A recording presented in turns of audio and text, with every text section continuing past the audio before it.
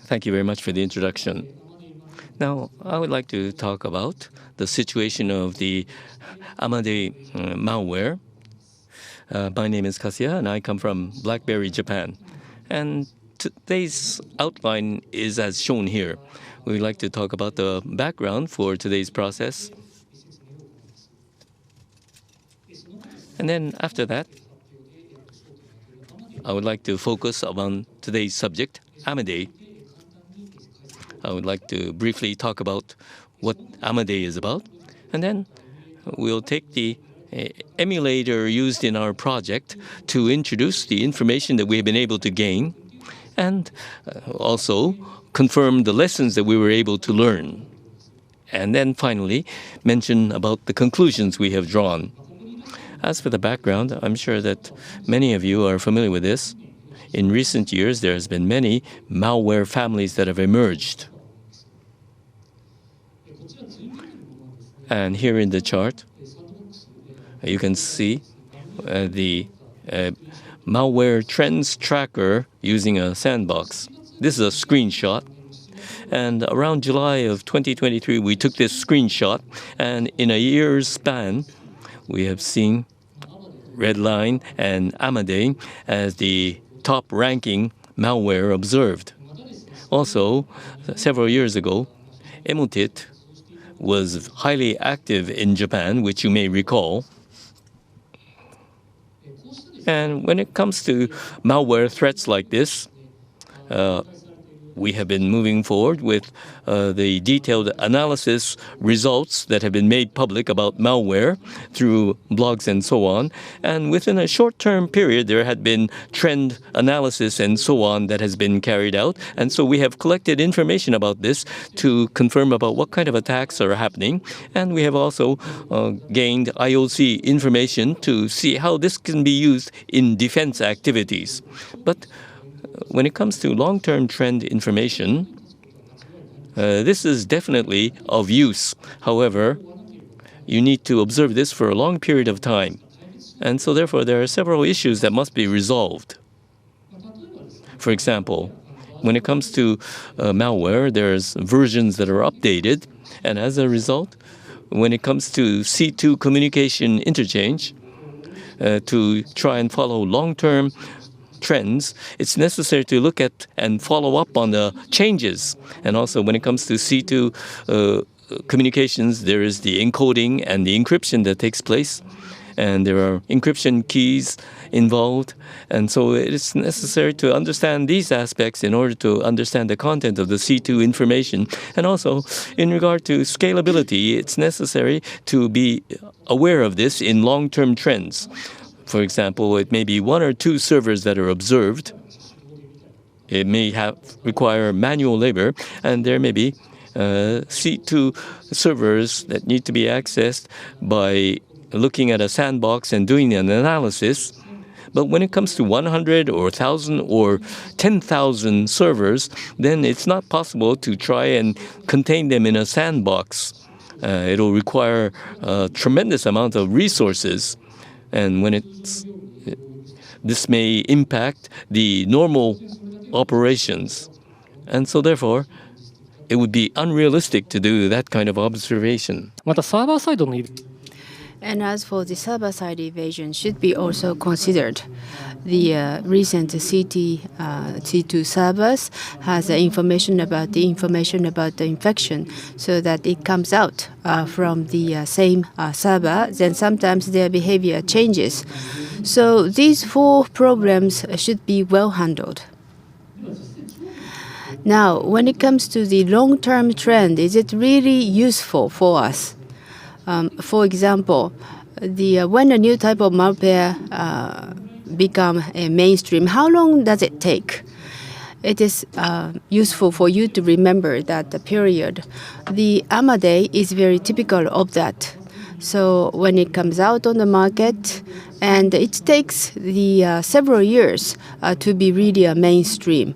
So by looking at the data like this, even though it is not so popular at this moment, it really doesn't mean that you can leave it alone.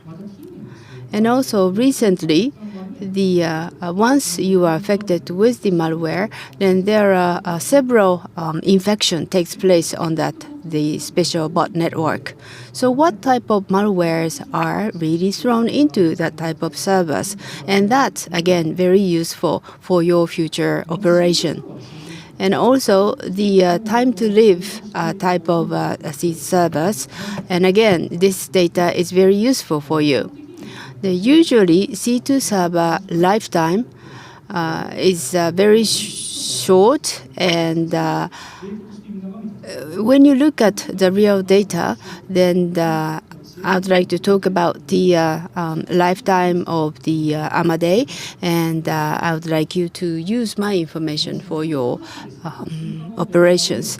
I mentioned about the throwing in some additional malware on these bases, and I would like you to remember that where these additional malwares are stored. For example, that people say that it is usually stored in the corrupted type of server, or it can be stored in other servers. If you remember all these information, you can take a different type of countermeasures. So now the project will create an infrastructure to track these long-term trends. So in this presentation, I will focus on Amadey, but specifically, I will implement an emulator to realize C2 communication, accumulate data obtained from the C2 server, analyze it, and share the knowledge obtained with you today. So in this presentation, we have accumulated and analyzed 50 months of data, and will be sharing the result out of that analysis. So now, I will share with you what type of malware the Amadey is. Amadey appeared late 2018. This is the paste-in, which has Amadey feature.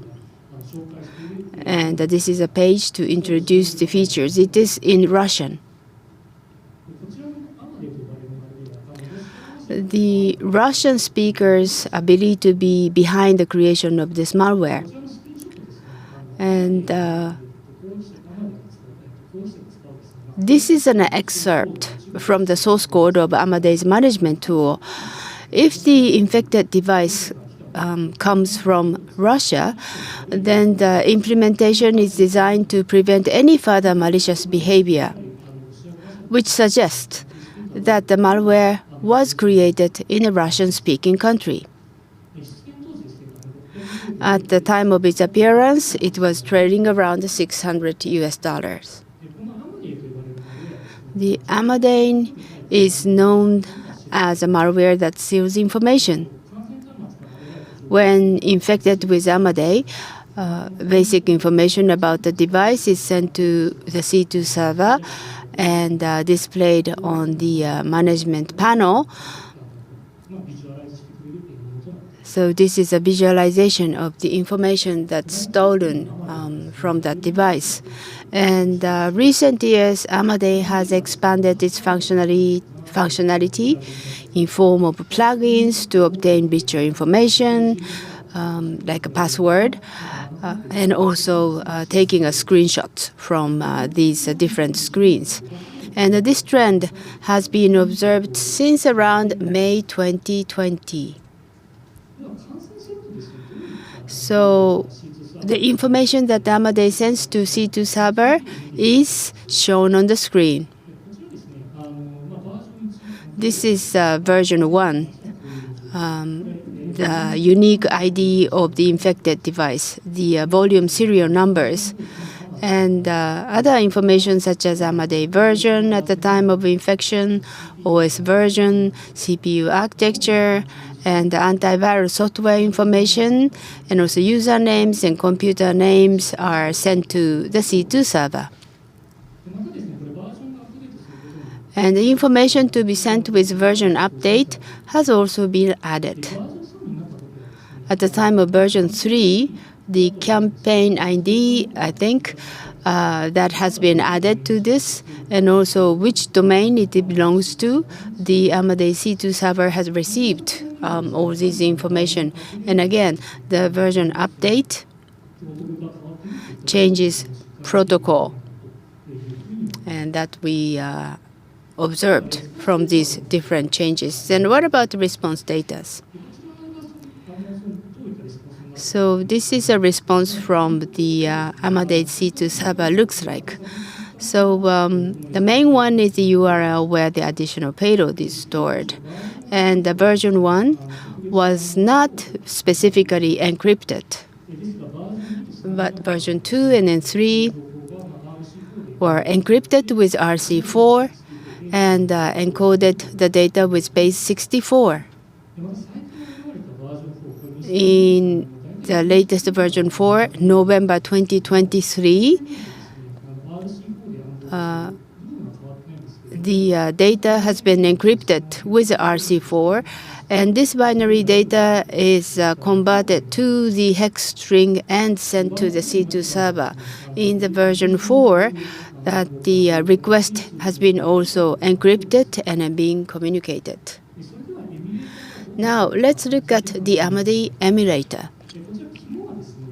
The key is to create the fake data using an emulator to realize C2 communication. And to do this, C2 server's URL and fictitious version number, and also Amadey campaign ID and RC4 key data given to the emulator as a feed data. They are correcting it manually, but all these data are sent to the emulator, and the emulator creates spoofed request data based on the data, send it to each C2 server, and sends to the response data. And we use it for the analysis. And when sending spoof data, we use VPN as appropriate target. So now let's move on to the evaluation. So this presentation used data spanning approximately 50 months from October 24, 2019 to November 18, 2023. During this period, we discovered 529 Amadey C2 servers and sent spoofed requests to them twice a day to retrieve data. The C2 servers that have not responded for a long time or a long period of time are excluded from the list. So of these C2 servers, 335 C2 servers were active for at least 1 day out of these 500.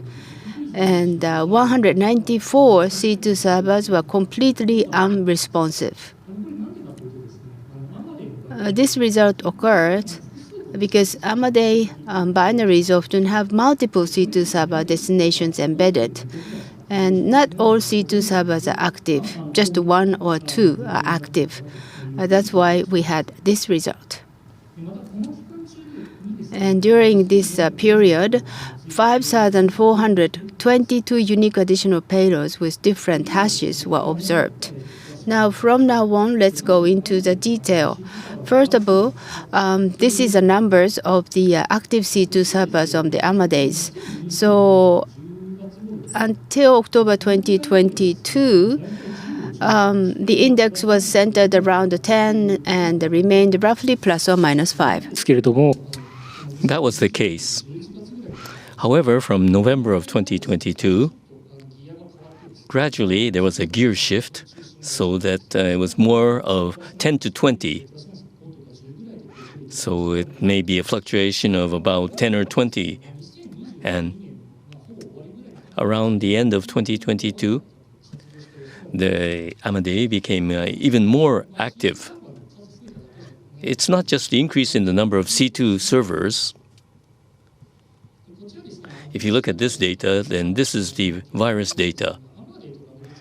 And we looked at Amadey variants, and we can see that if the memory increases, then it's logarithmic, so that it goes up from tens, hundreds, and thousands. And as you can see from this chart, from up until 2021, it was not possible to confirm Amadey and similar types. But then gradually, in VT and virus total, there was more frequent confirmation of Amadey. And starting from 2022, around the month of June, we see a slight increase. And on virus total, Amadey became confirmed in greater numbers.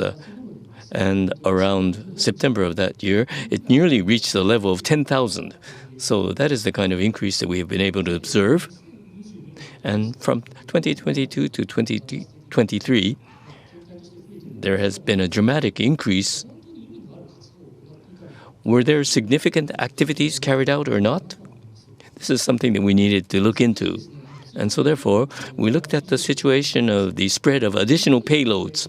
And we have seen from around June of 2021,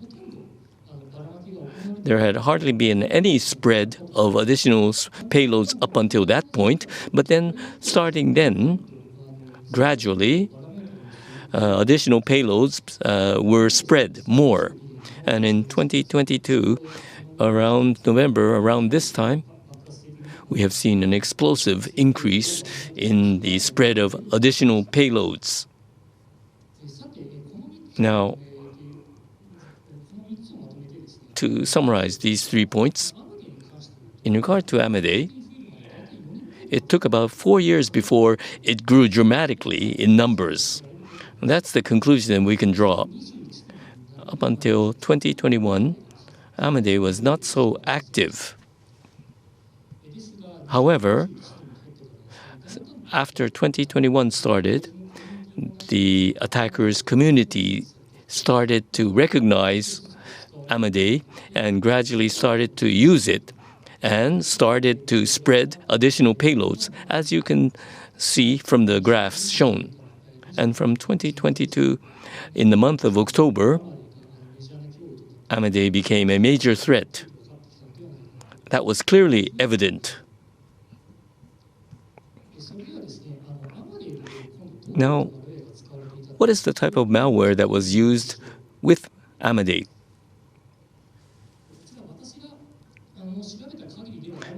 This is according to my research, but over these 50 months, there were about 100 families that were confirmed. And if you look at this slide, you can see that there are many diverse elements that are being spread over the Amadey network. And there were 5,422 samples that were obtained during this period. Now, for each year, what was the number of additional payloads spread?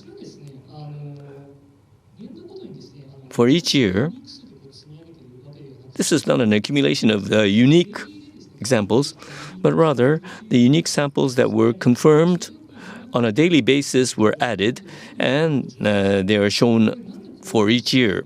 The reason why we did this way is because if we try to look at the unique number for each year in our daily activities, there may be cases where malware is spread over a period of several days, and it may not be possible to track them successfully. And so therefore, we have taken this way of expressing the situation. And between 2019 and 2020, there was not much of a difference. In 2019, when it started, it was about October that it started, so we only have 3 months worth of data. And in 2019 and 2020, there was not a great degree of difference in the amount of activities. However, from 2020 to 2021, the numbers increased by 4 times, and after that, from 22 to 23, about 3 times, and then this has doubled recently. On the Amadey network, the situation of the spread of malware can be confirmed.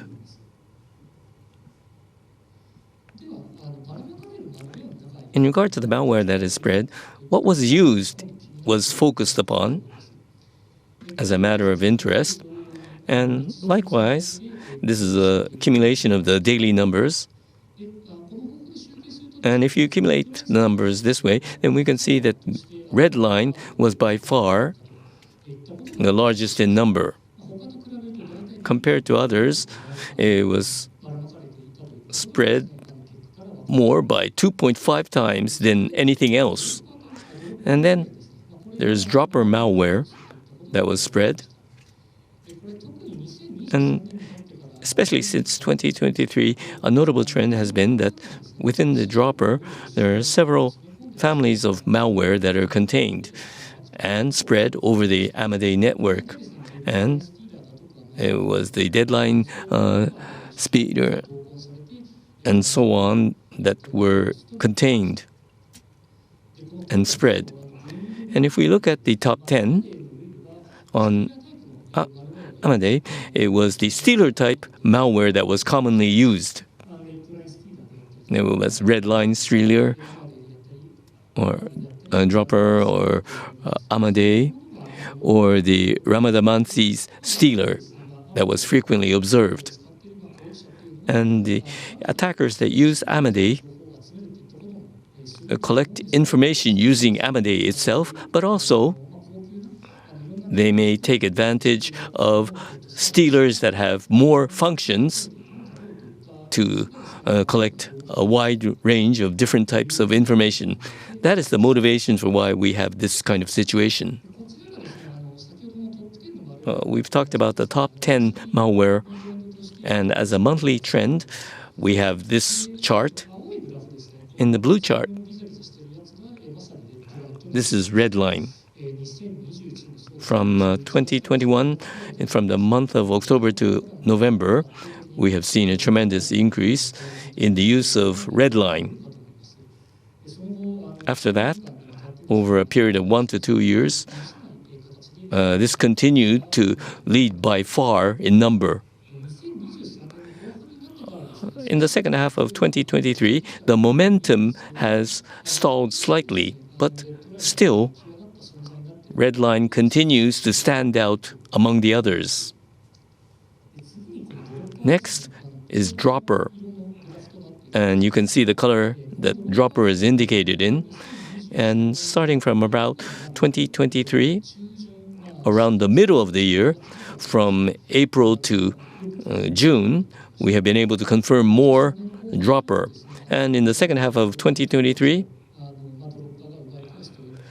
dropper took the top ranking. Another thing is smoke loader. This below the blue portion here, this is smoke loader. And in the second half of 2023, we have started to see this stand out more and more. And what I'm focusing upon is these three. These are the three that we frequently observe recently. And especially because there's dropper and smoke loader, there are several types of malware included in dropper, and smoke loader is used to spread additional payloads. And so once an infection takes place, various types of malware infections can be attempted. The motivation is quite evident from what we observe. So 50 months of observation and analysis, I usually get to see very peculiar phenomena. So I would like to share with you two types of them. So first one, 2019, November the 23rd to 2019, October 27 to November 23, the EVG installer program has been distributed. So when we checked the seed server of the guide, we didn't really see the distribution, and there was no malware distribution. So we predict from that phenomena that the distribution functionality of the Amadey has been probably tested on that network. Next, 2020. February 27th of 2020, we don't know why, but the URL for the NSA, FBI, and the CIA were listed on the section specifying the URL for dissemination of the additional payload. So if I look at the behavior of the C2 around that time, the regular ransomware were distributed, and 27 and then 28, the rat program has been disseminated. So if I predict what happened around that time, 26th to 27th of February, around the setting was changed. NSA, FRB, CIA URL were listed as a mistake or an error. So we analyzed the website, but there was no compromise observed in those different websites. Now, moving on to the main topic. The additional payload has been distributed, that I explained. But in the past year or two, particularly noticeable trend has become that single Amadey infection can result in multiple malware infections at the same time. So that once the Amadey is concepted, then 3 different URLs came back. So once you get infected with the Amadey, 3 different malware are also affected at the same time: dropper, stealer, and also smoke loaders, respectively. As I stated, the dropper and smoke loaders were included in this incident. And at that time, in this dropper, Redline Stealer and a Mystic Stealer were included. And as for the smoke loader, again, Redline Stealer and the Mystic Stealer were also dropped from this. So from the defender side, it is very annoying, because once you allow a malware infection, then there is a possibility that multiple malware infections may occur. So based on this knowledge, you really have to think of how to prevent infection of a malware. Now, this is the location of a C2 servers. As you can assume, this is a Russian-speaking malware, so that the most common destination for C2 server was Russia, followed by the United States and the Netherlands. So that is the result. Now, moving on to the lifetime of the C2 server. Around 330 active servers were observed, I mentioned. And what about the lifetime, whether you call it short or long? But in this story, I would like to make 90 days as one threshold. So if we set the 90 days as the threshold, and 38 of them were found to have been running for more than 90 days, about 10% or so. And out of them, 3 of the C2 servers were known to have been running more than a year, which means that when compromise were observed, if you use virus total and check overall situation, and all the malware, the first appear malware was several months ago, and yet you shouldn't be relaxed. You have to be very careful even with that type of old malware, because malware can live for quite a long time. So you really have to understand when compromise is observed, you have to think of these type of old malware. And 90% of the C2 servers complete their role within 90 days. For this relatively short-lived C2 servers were there. Yet, some of them live quite a long time, more than 90 days, and I would like you to remember this feature.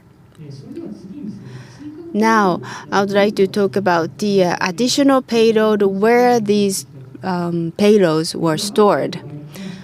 In case of Amadey, unfortunately, these were stored in the often used services. For example, Discord or Bitbucket or GitHub. And we usually keep the file in there, and these discovered ones redirected to these services. It is a really troubling fact from the defender's side. So it can be said that the effectiveness of a simple URL domain filtering and educating people to be careful about the suspicious URLs, and domain will be reduced. And you really have to check the appropriateness of that URLs.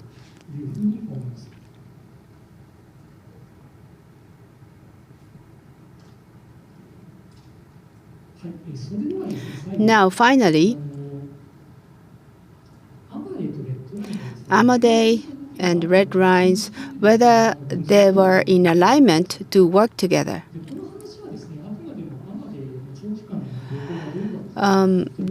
This is about the longer-term trend of Amadey's, but at the same time, we try to follow the long period of behavior of others. And as for the red lines, we had the opportunity to present about it in a separate conference, so that we investigated whether there was a coordinated distribution of a malware on the Amadey and the red line bot networks.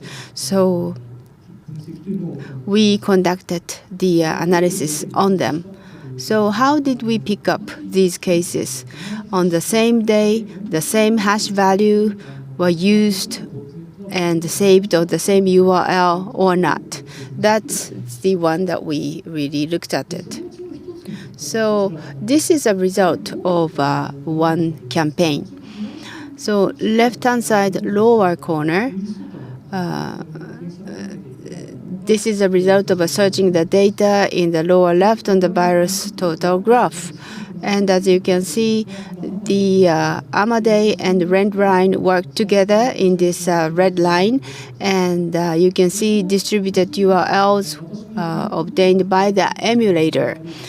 And as you can see that there is the emulator and also looking at the distributed URL. So that this is a coordinated work between Amadey and Redline. Then let's look at the retrieved data from the emulator. C2 servers of the Amadey was only one, but when it comes to Redline emulators, there were several of them. What about the period activities? 2023 mid-June to late July, and then also the 2023 late July to mid-August, that we see in the coordinated work between the two malwares. And which one were distributed? Redline Stealer, XM Rig, and also Laplace Scrippers were scattered around with Amadey and Redline, the bot network, at the same time. So that was a coordinated work. And at that time, we confirmed these URLs, which are on the right-hand side, upper corner. And it's not just this case. In several cases, this kind of coordinated activity has been confirmed. And the timing was from October of 2021. And then in 2022 as well as in 2023, we have seen several cases of coordinated activity. I think that personally, this is an interesting fact. And in the future, if we look at botnets over a long term, the spread of malware should be observed, and whether multiple botnets were used or not, and whether there was a coordinated activity should be analyzed. In which case, it'll be possible to understand better the characteristics of the attackers that are in the background. This has been indicated from our findings. And if we can carry out analysis about this, I think that we can make a greater contribution to the community.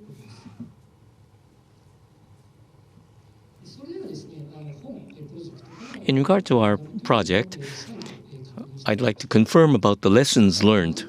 First, when it comes to a new malware family, it takes several years for it to increase in a dramatic manner. We were able to confirm this, and in the case of Amadey, it took about 4 years. From here onwards, we will see a malware that will increase in this manner. But when it first appears, because it may be limited in number, it's not a good thing not to respond at all. Even if you can't respond immediately, when you finish other work, it's necessary to look at what kind of response is necessary for malware that has newly appeared. And by dealing with countermeasures, even if infection increases, it'll be possible to build up a structure to respond immediately. My second point, if you have a malware infection, then this means that there will be multiple malware infections that could well occur. This is an irritating fact for us defenders. Once there's an infection, this will mean that multiple malware infections may occur. And so the range affected will be very difficult to identify as a result. In order to prevent this from happening, the design should be that how a prevention first approach can be taken in the first stage. This must be kept in mind as a security response is being considered. I hope that people take this into consideration. The third point is that in regard to the attackers, when they host malware, they take advantage of services which we frequently use. We have observed this. And so, when it comes to services that we use on an everyday basis, if there's infection, then this will mean that simple URL or domain filtering cannot be used in an effective manner. And so therefore, at the end point, it'll be necessary to make solid efforts to make sure that there are no problems with files that are downloaded to that endpoint. Now, I would like to talk about my conclusions. We have used the Amadey emulator to look at long-term trends. And we've spent about 50 months in the analysis, and we have seen that Amadey had spread dramatically after 4 years. And during this period, there was a spread of many different malware families. And there may be services which we use on a normal basis which has malware contained in them. And with different botnet networks, there is coordinated activities with similar operations carried out. There are attackers making coordinated efforts in this manner with different botnets. And I believe that we have been able to share the lessons with the computer security community gathered here. With that, I would like to close off my presentation. Thank you very much. Thank you very much, Dr. Kasuya. Now, are there any questions about the presentation that was just made? There are microphones in 4 locations. So please use those mics to ask your questions. And we also have Slack available if we cannot take up your questions during this session. So, are there any questions?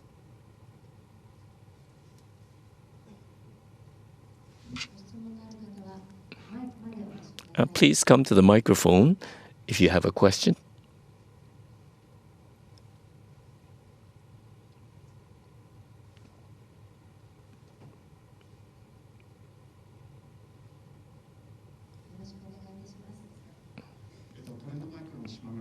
My name is Shimamura of Trend Micro. Thank you very much for the wonderful presentation. Now, out of interest, I'd like to ask the following question. What was the motivation for your deciding to observe Amadey? Because Amadey was not that widespread when you started. Why did you focus on Amadey? That's the first question. And the second question, there were several C2 that were not active. Did they have dummy URLs in them? Or were they Amadey related? That's a matter of interest for me. First of all, well, thank you very much for your question. In regard to why I focused on Amadey, at that time, it was a relatively new type of malware, and out of personal interest, I started analysis. After that, we were involved in activities creating an emulator, and because of the knowledge I had about Amadey, it was decided to target Amadey as one of the subjects to observe. As for the second point, as for the inactive C2 servers, they may have belonged to Emotet or other malware families. Was that the intention? Well, in regard to the C2 servers, what was the URL? Was it a dummy URL? Was it totally unrelated to Amadey, or was it somehow related to Amadey in some way when the C2 server was observed? Basically, when it comes to Amadey C2 servers or URL, these are contained in the Amadey binary. And basically, those numbers that were looked at in regard to Amadey URLs are those that are belonging to Amadey. Does that answer your question? Yes, it does. Thank you very much. Well, thank you very much for your question. Thank you very much. Do we have any other questions?